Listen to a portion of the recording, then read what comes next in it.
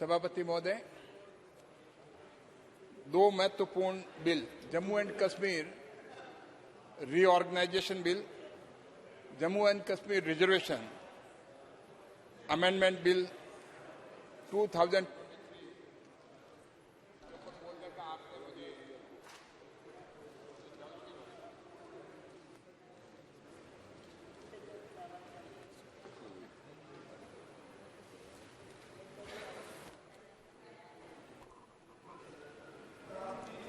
हाँ, तो हो गया सर। धन्यवाद सभापति महोदय। आपने मुझे दो महत्वपूर्ण bill, Jammu and Kashmir reorganisation amendment bill और Jammu and Kashmir reservation amendment bill 2023 पे बोलने का मौका दिया, इसके लिए आपका धन्यवाद। मैं इन दोनों बिलों के सपोर्ट में अपनी बात रखूंगा। सभापति महोदय, 6 अगस्त 2019 पूरे देश के लिए एक ऐतिहासिक दिन था। उस दिन 370 को हटा करके भारत का संविधान, जो कि कई प्रावधान जम्मू एंड कश्मीर पे लागू नहीं होते थे, उनको लागू किया। जो जम्मू एंड कश्मीर में जो एक हाशिए पे खड़े थे लोग, उनको समानता का अधिकार मिला। भारत के कानून उन पे भी लागू हुए। भारत के ऐसे कानून जो कि यहां पर मानवता के आधार पे पूरे विश्व में माने जाते थे, वो कानून जम्मू एंड कश्मीर में लागू नहीं थे। लेकिन प्रधानमंत्री मोदी जी के नेतृत्व में हमारे गृह मंत्री जी ने एक ऐतिहासिक कदम के द्वारा 370, जिसको हम कह सकते हैं कि कठोर निर्णय, वो लेकर करके एक देश में बहुत बड़ी पहल की, क्योंकि इससे एक भारत का अभिन्न अंग जम्मू एंड कश्मीर जो है, उसमें विकास के रास्ते प्रशस्त हुए। जो हम देखते हैं कि उसके बाद में अभूतपूर्व विकास हुआ, एक सकारात्मक सोच का विकास हुआ और संविधान के प्रावधान वहां लागू हुए। आज ये दोनों महत्वपूर्ण बिल, एक तो जो पुनर्गठन का, रीऑर्गेनाइजेशन का, और दूसरा रिजर्वेशन का।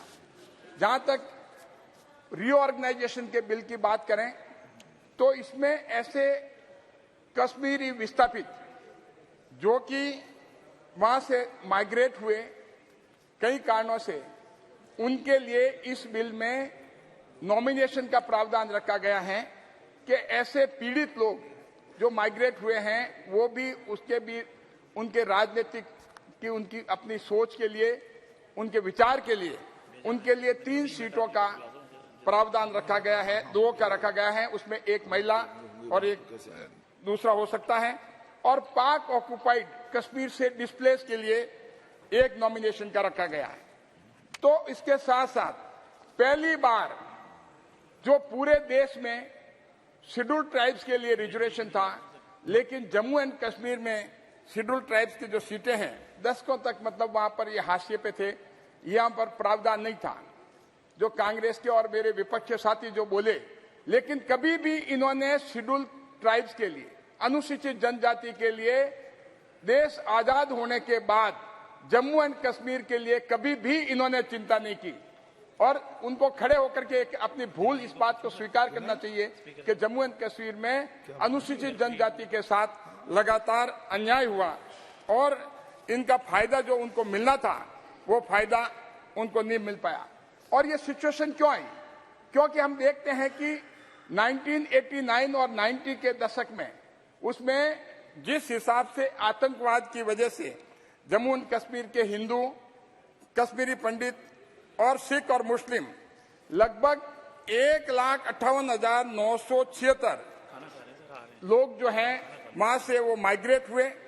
और यही नहीं, उनके माइग्रेशन के अलावा पाकिस्तान आक्रमण के द्वारा 1947 हो, चाहे 1965 हो, चाहे 1971 हो, उसमें पाक ऑक्युपाइड कश्मीर के क्षेत्र से करीब 41,844 जो हैं वो माइग्रेट हुए। इन लोगों की कठिनाई को ध्यान में रखते जो आज रीऑर्गेनाइजेशन इस बिल में प्रावधान किया है, क्योंकि उनको अपने पैतृक स्थान छोड़ने पड़े, अपने जड़ों से दूर रहना पड़ा और उन्होंने लगातार इतने सालों तक जो पीड़ा सहन की, ये मानवता के इतिहास में सबसे बड़ा हम ये कहते हैं वो आतंकवाद था और एक राष्ट्रवाद की भावना इन लोगों में थी। तो इस वजह से एक परिसीमन आयोग गठित किया गया और परिसीमन आयोग ने ये रिकमेंडेशन दी कि इन लोगों के साथ में न्याय करने के लिए नॉमिनेशन का प्रावधान होना चाहिए। दो जो है कश्मीरी माइग्रेंट हैं, 2 सीटें उनके लिए होनी चाहिए और पाक ऑक्युपाइड कश्मीर जो उसके माइग्रेंट हैं उसके लिए 1 सीटें होनी चाहिए, जो दशकों से ये पीड़ा झेल रहे थे। और इस तरह से 9 सीट जो हैं उन लोगों के लिए होना चाहिए जो अनुसूचित जनजाति के लिए हैं। ये प्रावधान कर करके इस बिल के द्वारा बहुत बड़ी इनको अनुसूचित जनजाति को राहत पहुंचाई है। इसके लिए मैं माननीय गृह मंत्री जी को धन्यवाद देता हूं। पूरा देश उनका ऋणी है और पूरा जम्मू एंड कश्मीर उनका ऋणी है।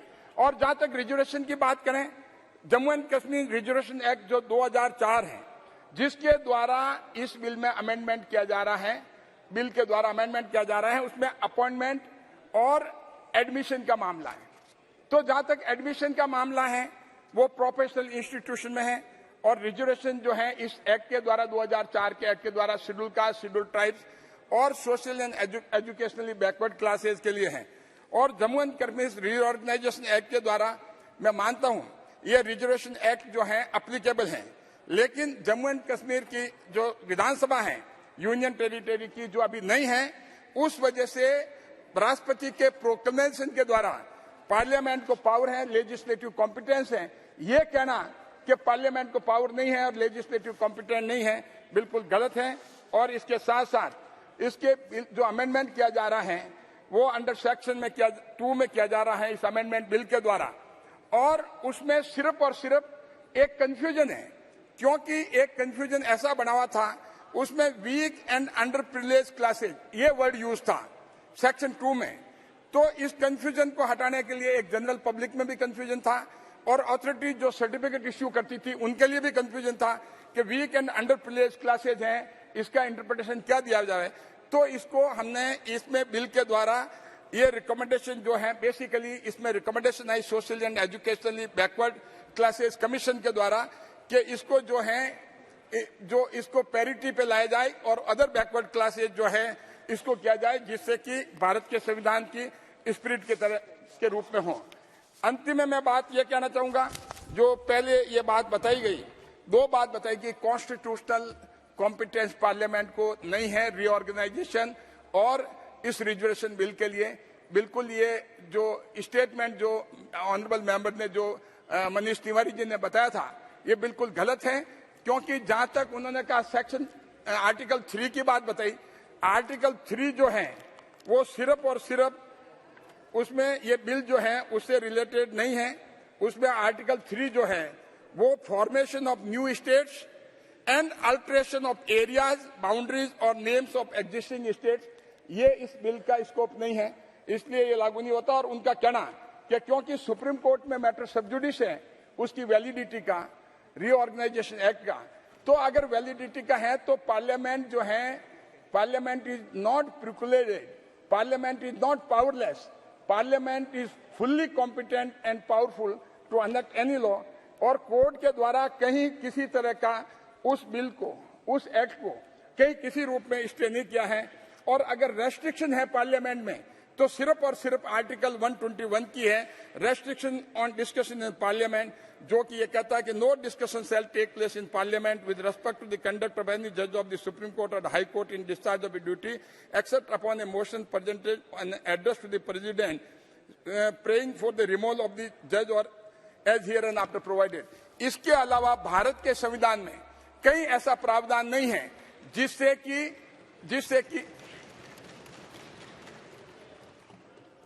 इसके अलावा भारत के संविधान में कई प्रावधान नहीं है जो कि पार्लियामेंट को रोकता हो।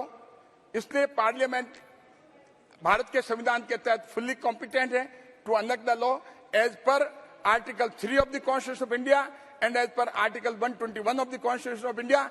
Apart from, there is no such provision in the constitution which stop the parliament for enacting such type of law. तो इसीलिए पार्लियामेंट फुल्ली कॉम्पिटेंट है दोनों ही Jammu and Kashmir reorganisation amendment bill pass करने के लिए। And Jammu and Kashmir amendment reservation bill pass करने के लिए, इन शब्दों के साथ मैं आपको बहुत बहुत धन्यवाद